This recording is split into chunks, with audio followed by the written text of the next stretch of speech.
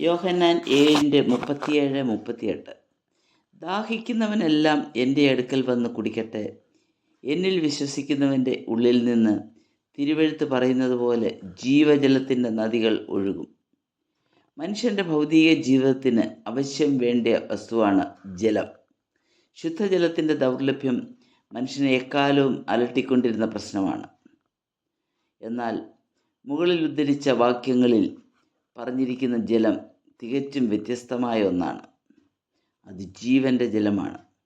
വറ്റിപ്പോകുന്ന ഭൗതിക വസ്തുവല്ല, മറിച്ച് നിത്യതയിലേക്ക് കവിഞ്ഞൊഴുകുന്ന ജീവജലത്തിൻ്റെ നദിയാണ്. അത് തന്നിൽ വിശ്വസിക്കുന്നവർക്ക് വേണ്ടി കർത്താവ് ഒരുക്കി വച്ചിരിക്കുന്നു. വിശക്കുമ്പോൾ മനുഷ്യർ ഭക്ഷണം കഴിക്കുകയും ദാഹിക്കുമ്പോൾ വെള്ളം കുടിക്കുകയും ചെയ്യുന്നു. എന്നാൽ ആത്മജീവിയായ മനുഷ്യൻ്റെ അന്തരാത്മാവിലൊരു ദാഹമുണ്ട്. സെയിൻറ്റ് അഗസ്റ്റിൻ്റെ ഭാഷയിൽ പറഞ്ഞാൽ ഒരു അസ്വസ്ഥത. അദ്ദേഹം ഇപ്രകാരമാണ് പറയുന്നത്: ദൈവമേ, അങ്ങ് ഞങ്ങളെ സൃഷ്ടിച്ചത് അങ്ങേക്ക് വേണ്ടിയാണ്. അങ്ങയിൽ സ്വസ്ഥത കണ്ടെത്തും വരെ ഞങ്ങളുടെ ഹൃദയം അസ്വസ്ഥമായിരിക്കും. ദാവീദിൻ്റെ ഹൃദയം ദൈവത്തിനായി ദാഹിച്ചുകൊണ്ടിരുന്നപ്പോൾ 63-ാം സങ്കീർത്തനത്തിൽ ഇപ്രകാരം എഴുതി: ദൈവമേ, നീ എൻ്റെ ദൈവം, അധികാലത്ത് ഞാൻ നിന്നെ അന്വേഷിക്കും. വെള്ളമില്ലാതെ ഉണങ്ങി വരേണ്ട ദേശത്ത് എൻ്റെ ഉള്ളം നിനക്കായി ദാഹിക്കുന്നു, എൻ്റെ ദേഹം നിനക്കായി കാംക്ഷിക്കുന്നു.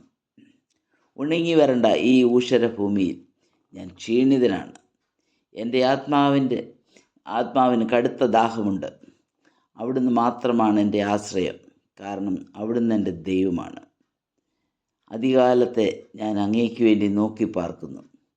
സങ്കീർത്തനം 24:6 രണ്ടാം ഭാഗത്തും 42-ാം സങ്കീർത്തനം 2-ാം വാക്യത്തിലും ദൈവത്തെ അന്വേഷിക്കുന്ന, ദൈവത്തോട് ചേരുവാൻ കാക്ഷിക്കുന്ന ഭക്തൻ തൻ്റെ ഹൃദയവാഞ്ച വെളിപ്പെടുത്തുന്നു. ആമോസ് 8:11 ദൈവത്തിൻ്റെ സന്ദേശം ശ്രദ്ധിക്കുവാനുള്ള വിശപ്പും ദാഹവുമുള്ള ഒരു ജനതയെ ചിത്രീകരിച്ചിരിക്കുന്നു. ദൈവവചനത്തോടുള്ള ദാഹവും വിശപ്പും ഭൗതിക വസ്തുക്കളായ അപ്പത്തിനോടും വെള്ളത്തിനോടുമുള്ള വിശപ്പും ദാഹവും പോലെ അല്ല, മറിച്ച് അന്തരാത്മാവിൻ്റെ വിശപ്പും ദാഹവും തീർക്കുന്ന ദൈവിക സന്ദേശമാണ്. ഈ സന്ദേശമാണ് കർത്താവ് ശമരി സ്ത്രീയോട് പറയുന്നത്: ഈ വെള്ളം കുടിക്കുന്നവനെല്ലാം പിന്നെയും ദാഹിക്കും. ഞാൻ കൊടുക്കുന്ന വെള്ളം കുടിക്കുന്നവനോ ഒരു നാളും ദാഹിക്കുകയില്ല. ദൈവവചനം വീണ്ടും വീണ്ടും ഓർമ്മിപ്പിക്കുന്നത് സൗജന്യമായി ലഭിക്കുന്ന ജീവജലം പാനം ചെയ്യണം എന്നാണ്. ജീവജലം ഉപേക്ഷിച്ച് പൊട്ടക്കിണർ അന്വേഷിക്കരുതെന്ന് ദൈവം യിരെമ്യാ പ്രവാചകനിൽ കൂടി മുന്നറിയിപ്പ് നൽകുന്നു.